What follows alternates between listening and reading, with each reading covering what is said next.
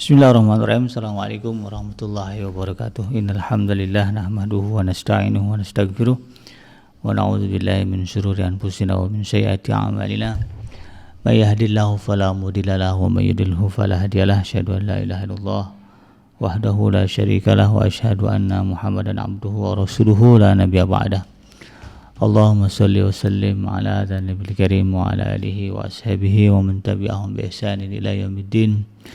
وقال الله تعالى في كتابه الكريم يا أيها الذين آمنوا اتقوا الله حق تقاته ولا تموتن إلا وأنتم مسلمون يا الحق أدخلنا مدخل صدق وأخرجنا مخرج صدق وجعلنا من لدنك سلطانا نصيرا جاء الحق وزهق الباطل إن الباطل كان زهوقا اللهم علمنا ما ينفعنا وانفعنا بما علمتنا وزدنا علما وأرنا الحق حقا وارزقنا اتباعه وأرنا الباطل باطلا وارزقنا اجتنابه رب اشرح لي صدري ويسر لي أمري واحلل عقدة من لساني يفقهوا قولي ربنا إننا آمنا فاغفر لنا ذنوبنا وقنا عذاب النار أما بعد. Alhamdulillah, segala puji dan syukur adalah milik Allah, Tuhan semesta alam yang telah menciptakan kita dari tidak ada menjadi ada, dan karena rahmat dari Allah Subhanahu wa taala kembali hari ini kita berjumpa di udara di gelombang 104 AM iDream Radio Successful Muslim Family dalam program mengenal dan mencintai keluarga Nabi, di mana insyaallah kita akan coba melihat sisi-sisi kehidupan dari orang-orang yang terdekat dengan Rasulullah SAW, yaitu istri dan juga anak-anak dari Rasulullah SAW, dengan harapan semoga apa yang telah diceritakan ini ya dari kisah-kisah mereka menjadi inspirasi bagi kita bagaimana kita menjalani kehidupan ini sebagai seorang muslim, sebagai seorang kepala rumah tangga, sebagai ibu rumah tangga, sebagai anak ya, yang memiliki tujuan yang sama, yaitu mencari keridhaan Allah ya, libtiga amrullah, demi mewujudkan sakinah mawaddah warahmah di dalam rumah tangga kita. Tidak lupa kita baca salawat dan salam Allahumma sholli ala sayyidina Muhammad wa ala ali sayyidina Muhammad. Assalamualaikum ayuhan nabi wa rahmatullahi wabarakatuh. Semoga Allah terima salawat dan salam kita dan dilimpah curahkan kepada para nabi dan para rasul, wabil khusus Rasulullah Muhammad SAW, dan semoga kita termasuk orang yang akan berbahagia bisa bertemu ya dengan Allah nanti dalam keadaan sejahtera, dijauhkan dari api neraka dan dimasukkan ke dalam jannahnya, dan dipertemukan dengan Rasulullah SAW di tepi sebuah telaga yang sangat indah, di bawah sebuah pohon yang sangat rindang.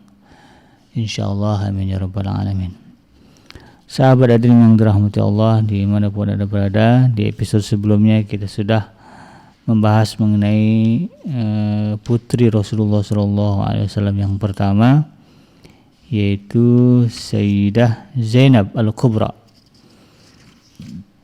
Dan hari ini kita akan melihat ya sosok putri Rasulullah SAW yang kedua, ya, anak Rasulullah SAW yang kedua, yaitu Sayyidah Ruqayyah.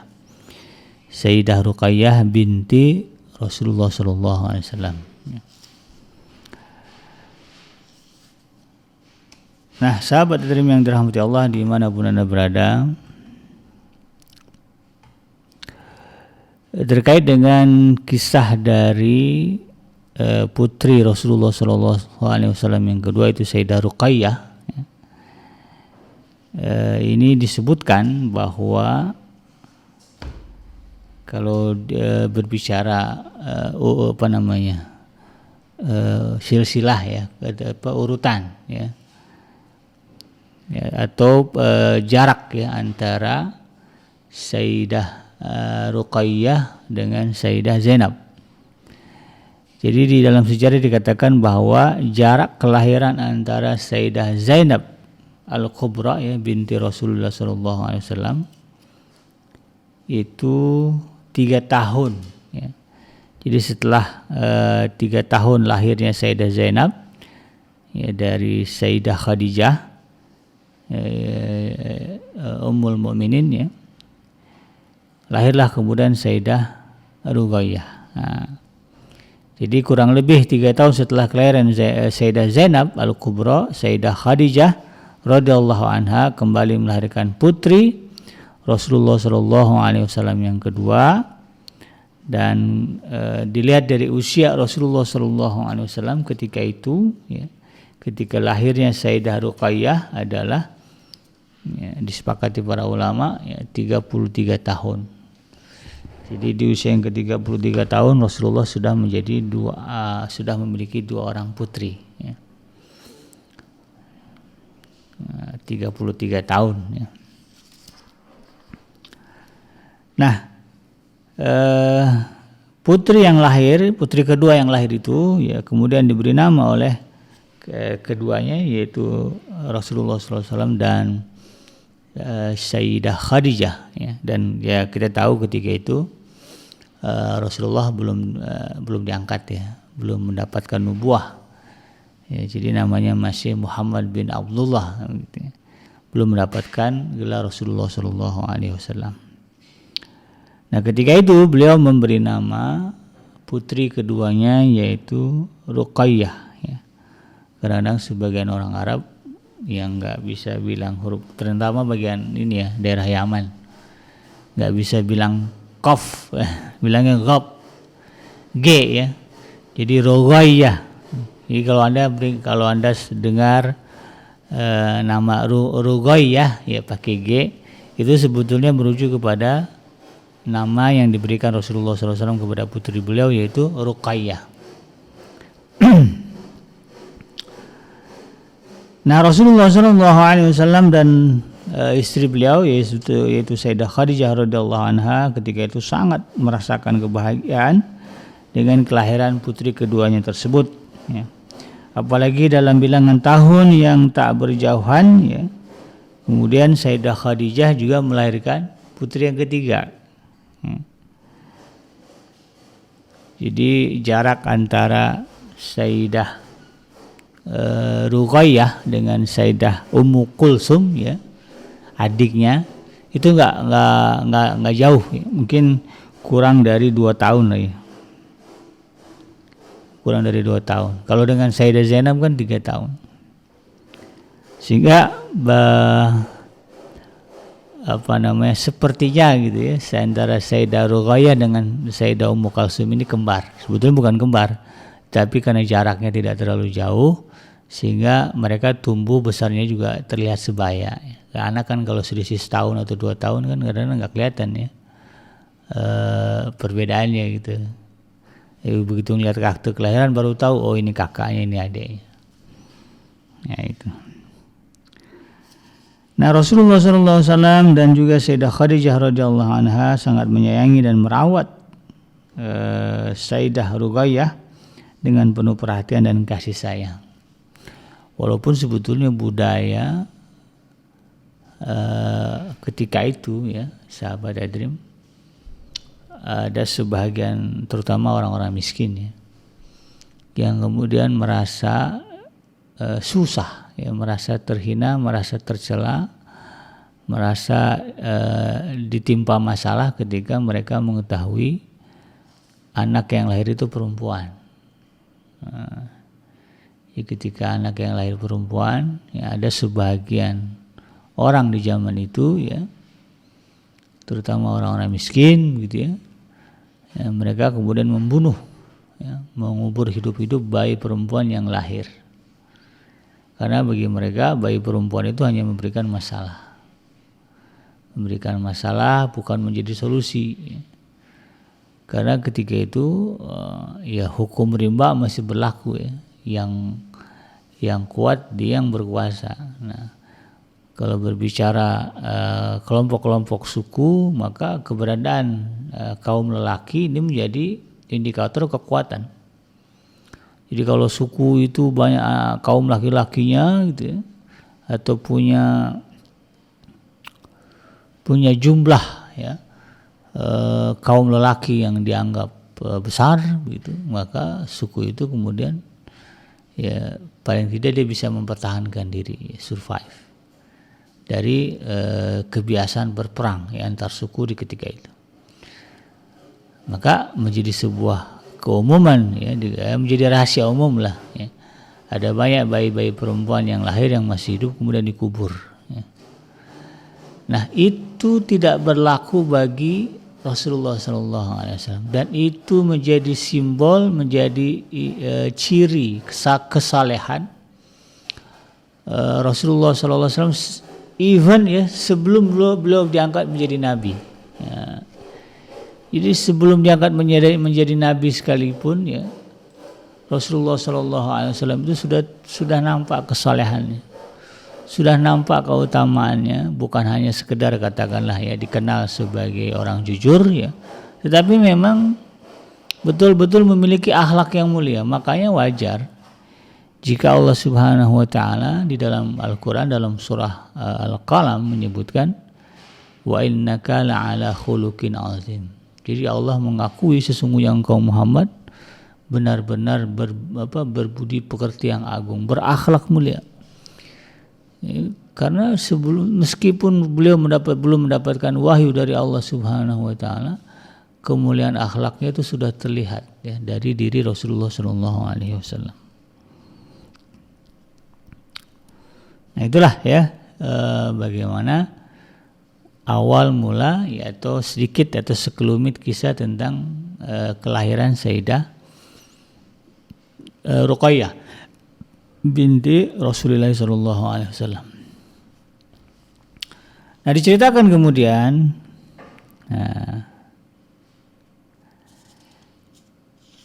ketika Sayyidah Ruqayyah dengan Sayyidah Ummu Kulsum, kan karena keduanya jaraknya tidak terlalu jauh ya, mungkin setahun atau 2 tahun, maka kemudian mereka tumbuh besar kayak kembar gitu. Nah, ketika Sayyidah Ruqayyah dan adiknya ya, sudah mencapai usia pernikahan, kalau tadi kan kalau kakaknya jelas ya sudah menikah dengan Abul Ash ya. Dan pernikahannya begitu dramatis begitu ya. Nah, ketika Sayyidah Ruqayyah dan adiknya juga sudah masuk ke dalam usia pernikahan, maka datanglah kemudian utusan keluarga besar Abdul Muthalib yang ingin meminta Rasulullah SAW menjadi besannya. Ya. Rombongan tersebut dipimpin oleh Abu Thalib yang mengasuh Rasulullah SAW semenjak beliau ditinggal oleh sang kakek yaitu Abdul Muthalib. Jadi rupanya, ini kalau dilihat ya, paman mendatangi keponakan. Jadi yang minta jadi besan ini pamannya. Ya. Pamannya minta kepada keponakannya jadi besan. Nah rupanya mereka melihat keluarga Ar-Rabi ya, yang mendapatkan kemuliaan menjadi besan Rasulullah SAW. Ya, dengan pernikahan antara Abul As dengan putrinya yaitu Sayyidah Zainab Al-Kubra ya, padahal Abul As adalah anak bibi dari jalur ibu. Jadi mungkin sebelumnya ya karena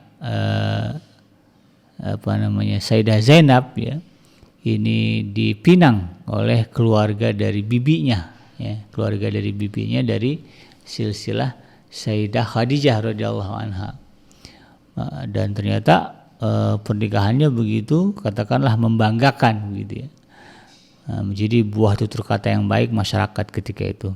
Maka kemudian Abdul Muthalib ketika itu yang dipimpin oleh rombongan dari Bani anak-anak cucu dari Abdul Muthalib ya, yang dipimpin oleh Abu Thalib ini melihat itu ya, dan mereka ingin katakanlah bukan menyaingi ya, ingin menyamai gitu. Nah, mereka merasa lebih berhak untuk mendapatkan kemuliaan berbesan dengan Rasulullah SAW yang ketika itu memang belum jadi nabi ya, tapi kan namanya masyhur ya, sudah terkenal kebaikannya. Nah, terlebih hubungannya dengan anak-anak mereka adalah paman dari ayah. Nah, gitu. Nah, sebagai utusan ya Abu Talib langsung mengutarakan keinginan keluarga besar Abdul Muthalib untuk melamar kedua putri Rasulullah SAW, yaitu Sayyidah Ruqayyah dan juga Ummu Kulthum, dengan kedua anak paman mereka, yaitu Abdul Uzza ya, yang kemudian lebih tersohor namanya sebagai Abu Lahab. Ya, Abu Lahab ini satu ketika dahulu ya pernah memuji Rasulullah SAW. Ya, saking kagum dan respek hormat dengan Rasulullah ini, dia sampai berharap berbesan dengan Rasulullah SAW. Nah, Rasulullah SAW pada dasarnya menyetujui hal tersebut ya, karena kan belum ada risalah kenabian dan juga kehidupan masyarakat Arab di ketika itu ya masih berjalan seperti apa adanya gitu kan, termasuk juga ya apa yang dijalani oleh Rasulullah SAW. Jadi kekurang ajaran Abu Lahab ya belum terlihat ketika itu ya. Dan Rasulullah belum mendapatkan nubuah ya, belum mendapatkan kenabian. Maka ya Rasulullah memandang ya nggak ada masalah ya berbesan dengan Abu Lahab ketika itu. Namun beliau tidak lupa meminta persetujuan kepada kedua putrinya. Jadi meskipun beliau nggak ada masalah ya, tapi sebagai ayah yang baik, sebagai ayah yang memuliakan anak perempuannya, maka Rasulullah SAW kemudian bertanya kepada Sayyidah Ruqayyah dan juga Sayyidah Ummu Kulsum. Nah, tak lama kemudian ya, Rasulullah pun mendatangi keduanya dan bertanya, dan pada kesimpulannya Rasulullah SAW ya melihat bahwa kedua putrinya itu setuju ya. Jadi mereka tidak masalah ya. Mungkin kalau waktu ditanya diam aja itu ya, sukut alamatur ridho ya, diamnya seorang anak perempuan ya, anak gadis ketika ditanya tentang setuju tidak setuju ya, kalau dia diam berarti dia setuju gitu. Kalau dia ngelawak, kalau dia bersuara ngebantah ya berarti itulah ya jawaban dari hati dia.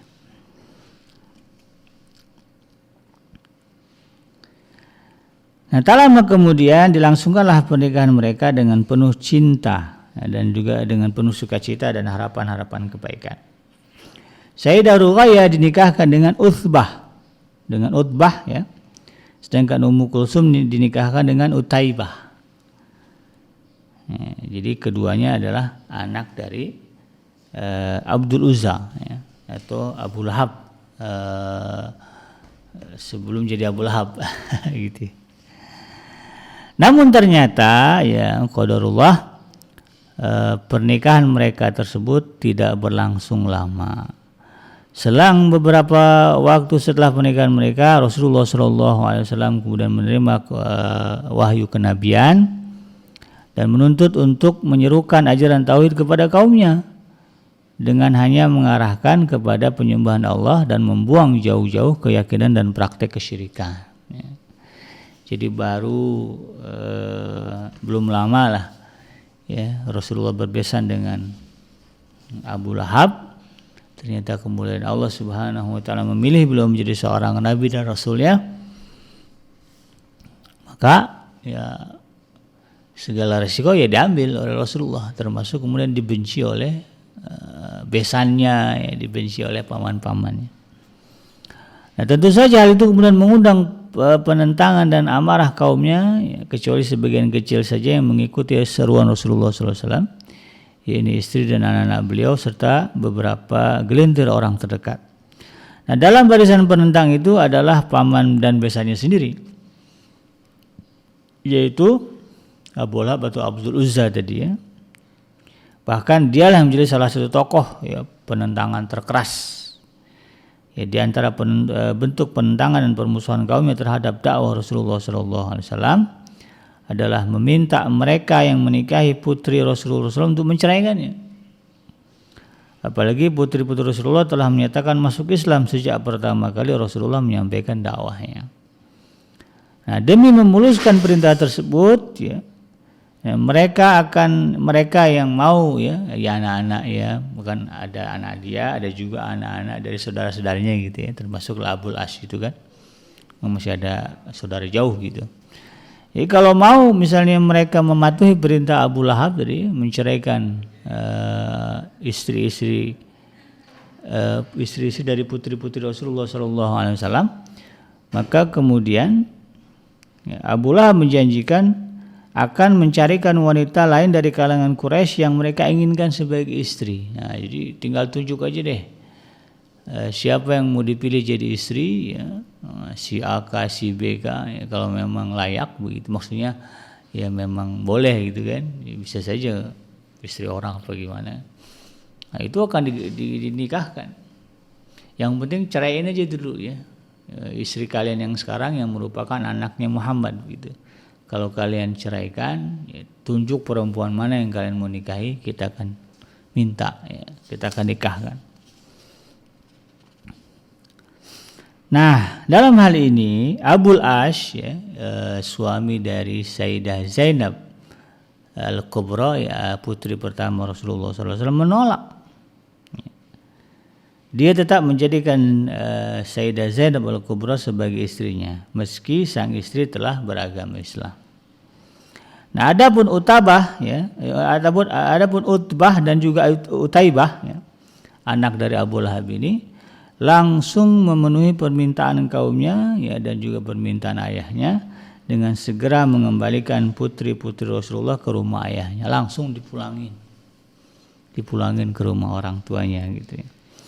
Nah, sikap kedua putra Abu Lahab tersebut ya erat kaitannya dengan ya sikap ayah dan ibu mereka kan, karena kan sepasang gitu ya. Abu Lahab dan juga Ummu Jamil ya, namanya keren Ummu Jamil, tapi perangnya jauh dari keindahan. Jamil itu kan indah ya, tapi ternyata jauh dari keindahan. Ini kadang-kadang gitulah ya, nama tidak mewakili arti. Nah, ya dalam Al-Quran juga ditegaskan ya bagaimana kerasnya ya penentangan Abu Lahab dan istrinya ya, atau Ummu Jamil ya, sehingga kemudian namanya disebut di dalam Al-Quran. Ya, kalau udah disebut dalam Al-Quran udah permanen dah ya. Firaun disebut dalam Quran permanen kekafirannya. Korun ya, Korun, Haman ya, itu kan orang-orang yang disebut namanya dan kekafirannya, sehingga kekafirannya permanen. Ya. Nah, inilah yang terjadi pada Abu Lahab. Keduanya adalah ya, penentang yang sangat keras dakwah Rasulullah SAW. Sejak awal dakwah Rasulullah, keduanya sudah menentangnya dengan sekuat tenaga, dengan sekejinya bahkan.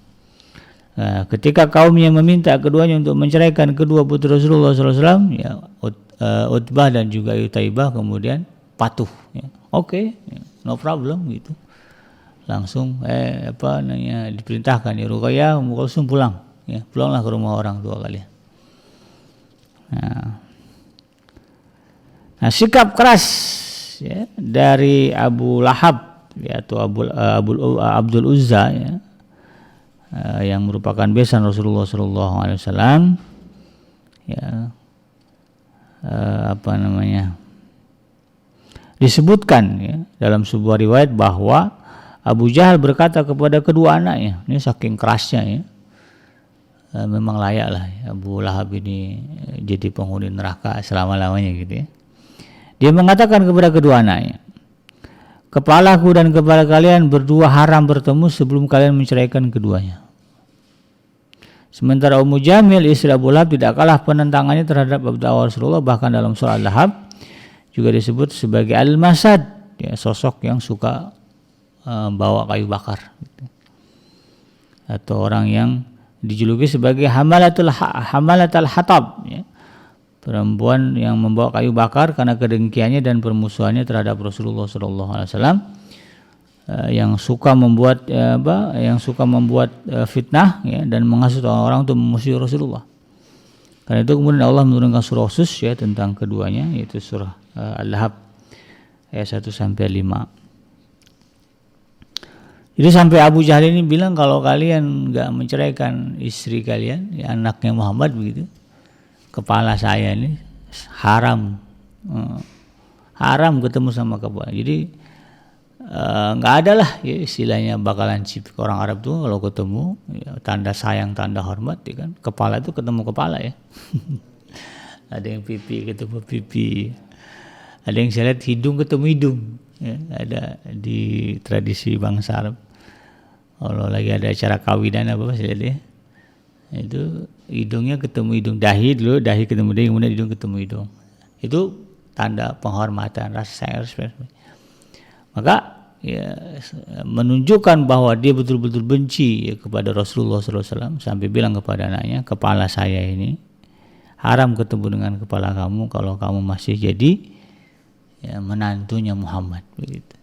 Akhirnya keduanya kemudian menceraikannya.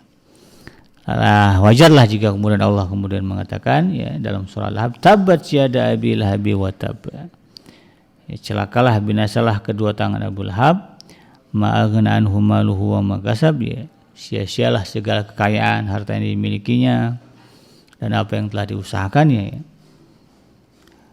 Saya selana orang zat alam, dia akan masuk ke dalam api yang menyala-nyala. Wa mur'atahu, dan juga istrinya hammalatal hatab, ya si pembawa kayu bakar, ya maksudnya tukang ngompor-ngomporin gitu ya. Fi jidha hablum mim masad, di tangannya ada, di lehernya fi jidha, di lehernya ada tali dari serabut. Ya, jadi saking hinanya ya, lehernya itu dikasih tali. Kan yang biasa dikasih tali itu kan monyet, anjing ya. Jadi Allah hinakan dia sampai sebut lehernya dikasih tali. Nah, ada juga yang meriwayatkan ya bahwa di antara yang mendorong Ummu Jamil berbuat demikian adalah karena kedengkinya terhadap Khadijah yang mendapatkan kedudukan terhormat di tengah masyarakat Quraisy. Jadi ada yang bilang ya kenapa Ummu Jamil itu begitu keki dengki ya, kepada keluarga atau kepada anak-anak ya Sayyidah Khadijah. Itu kan anaknya Sayyidah Khadijah ya. Rupanya dulu dia punya cerita itu. Punya cerita ya biasalah ya, persaingan antara sosialita gitu ya, jadi dia merasa kalah ya, kalah saing, kalah terhormat, kalah mulia, kalah famous ya, kalah glamour gitu ya, dengan Sayyidah Khadijah ya. Sehingga kemudian begitu ada kesempatan untuk merendahkannya, ya, semuanya dibeberin begitu. Nah ini yang kemudian bagian dari salah satu pendapat. Nah, lalu bagaimana nasib Sayyidah Ruqayyah ya setelah diceraikan oleh suaminya yang pernikahannya baru seumur jagung begitu ya. Nah, keinginan kaum kafir Quraisy ketika itu ya yang terus memojokkan dan memberatkan Rasulullah SAW dan juga keluarganya dengan memisahkan putri-putrinya dari suami-suaminya, itu tidak dapat terwujud sepenuhnya gitu ya, bahwa Sayyidah Zainab misalnya ya masih tetap dipertahankan pernikahannya oleh Abul Ash gitu ya. Karena dia juga punya kedudukan ya di kaumnya itu, jadi nggak gampang tunduk begitu. Itulah yang pentingnya kita punya harta, punya jabatan, punya kedudukan ya, bagi seorang muslim. Ketika ada tekanan-tekanan yang mengarahkan kepada kekufuran ya, atau penentangan kepada syariat ya, kita bisa tegak menolak. Dan mereka nggak berani ngapa-ngapain ya, karena kita punya kedudukan, punya jabatan, ya, punya harta gitu. Ya nggak sembarang, itulah ya, ini jadi satu pelajaran juga ya, bagi orang-orang Islam harus termotivasi untuk itu tadi ya, sebisa mungkin ya mengumpulkan harta ya. Ini jangan alergi dengan harta gitu. Kalau Allah kasih peluang kita untuk bisa mengumpulkan harta, kumpulkan ya, karena dengan itulah kemudian ya, kita bisa menggunakannya untuk memuliakan agama Allah. Ya poinnya bukan pada hartanya, tetapi bagaimana kita menggunakannya ya. Ini yang harus kita fahami. Nah, selain karena Rasulullah SAW dan keluarganya adalah keluarga yang sabar dan tabah, ya, dan juga bisa menerima kenyataan tersebut, ternyata kemudian Allah Subhanahu Wa Taala juga menghadirkan seseorang yang jauh lebih mulia perangainya daripada Utaibah, ya, dan juga Utbah, ya, Utbah dan juga Utaibah, yang kemudian menjadi pengganti dari anak-anak Abu Lahab ini. Dia adalah, ya, sosok Sayyidina Utsman bin Affan yang kemudian datang melamar putri Rasulullah SAW yang bernama Ruqayyah. Ya. Dan tentu, ya, kemuliaan Sayyidina Utsman tidak terbilang, dan beliau adalah pengusaha kaya di situ. Ya. Jadi sekedar dikenal sebagai pemuda yang terpuji, mulia, ya. Bahkan di dalam Islam dia merupakan golongan yang pertama masuk dalam kelompok as-sabiqun al-awwalun, ya, orang-orang yang bersyahadat, ya, untuk pertama kalinya. Bahkan termasuk dalam salah seorang dari 10 orang sahabat yang diberi kabar gembira masuk ke dalam surga, atau al-ashrah al-mubashiruna bil jannah. Jadi ada orang-orang yang disebut sebagai al-ashrah al-mubashiruna bil jannah. 10 orang yang diberikan kabar gembira akan masuk ke dalam surganya Allah Subhanahu Wa Taala. Dan banyak lagi kemuliaan-kemuliaan yang disematkan kepada Sayyidina Utsman bin Affan. Di samping itu, dari kekerabatan, Utsman memiliki hubungan yang kuat dengan nasab dari Rasulullah SAW dari jalur ayah. Ya, silsilah nasabnya bertemu dengan Abdul Manaf bin Qusay. Ya, Rasulullah kan bin Abdullah, ya, bin Abdul Muttalib, terus sampailah ketemu dengan Abdul Manaf, ya. Nah, dari Abdul Manaf ini cabangnya ke sini, ya, ujung-ujungnya, ya, bertemu juga dengan Sayyidina Utsman bin Affan.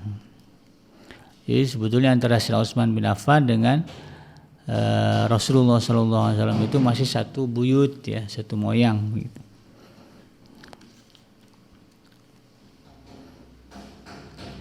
Nah, adapun dari jalur ibunya itu dari jalur ayah, ya. Jadi dari jalur ayah ketemu dengan Abdul Manaf bin Qusay, ya, bin Qusay. Kemudian dari jalur ibu, ya, ibunya Sayyidina Utsman bin Affan juga bertemu dengan nasabnya Rasulullah SAW pada Abdul Muttalib bin Hashim, yang menjadi kakeknya Nabi. Karena ternyata neneknya Sayyidina Utsman bin Affan adalah Al-Baydha Ummu Hakim binti Abdul Muttalib. Nah, jadi neneknya Sayyidina Utsman juga merupakan ibu dari Sayyidina Utsman bin Affan adalah anak dari kakek Rasulullah SAW, ya, anak perempuan. Jadi mendekat sekali nasabnya. Karena itu kemudian tentu saja lamaran Sayyidina Utsman bin Affan diterima oleh Rasulullah SAW, bahkan disambut dengan sukacita dan penuh keridhaan. Ya. Dan tidak lama kemudian berlangsunglah pernikahan yang diberkahi antara Sayyidina Utsman bin Affan dengan Ruqayyah binti Rasulullah SAW. Nah, jadi ini tentu menjadi hiburan, ya, menjadi bukan hiburan, ya, menjadi berita gembira, menjadi penawar, ya, kesusahan yang terjadi di dalam masa awal dakwah Rasulullah SAW. Ketika kaumnya ketika itu menekan sedemikian rupa, ya, dakwah Rasulullah SAW, lalu kemudian Rasulullah, ya, dihibur oleh Allah Subhanahu Wa Taala dengan, ya, didekatkan kepada orang-orang yang mulia. Salah satunya adalah, ya, orang yang kemudian menjadi sahabat dekat beliau, yaitu Sayyidina Utsman bin Affan radhiyallahu anhu. Demikian sahabat yang dirahmati Allah, yang mudah-mudahan bermanfaat. Kita akan sambung di pekan yang akan datang mengenai pernikahan, ya, Sayyidah Ruqayyah, ya, dengan Sayyidina Utsman bin Affan, dan bagaimana, ya, kehidupan mereka setelah hijrah ke Madinah. Yang benar datangnya dari Allah Subhanahu wa taala, dan yang salah itu semata-mata lahir dari kealfaan dan kehilapan saya pribadi. Saya Abi Kenji pamit undur. Subhanaka Allahumma rabbana wa bihamdika asyhadu an la ilaha illa anta astaghfiruka wa atubu ilaik. Alhamdulillahirabbil alamin. Assalamualaikum warahmatullahi wabarakatuh.